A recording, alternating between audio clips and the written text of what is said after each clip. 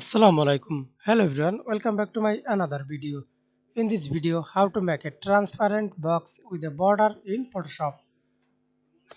Go to File, create a new, name the title and white height resolution. Example, I use this. Click OK and click a new layer. Then select any box. Use rectangle or rounded. I use the rectangle and select the color.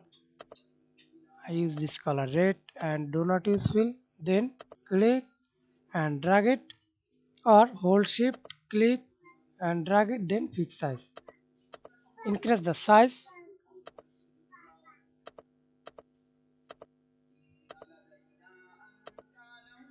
Okay, then remove the background, delete and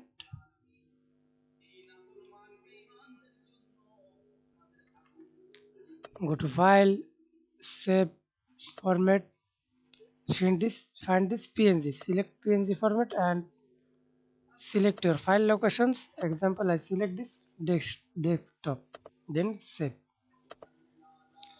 Now we can see this make transparent box with a border. Thanks for watching video. Please subscribe to my channel, like, comment, share.